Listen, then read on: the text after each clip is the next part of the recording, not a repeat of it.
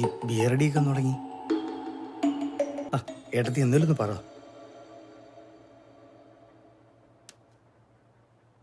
മദ്യപാനം മോശശീലമാണോടാ?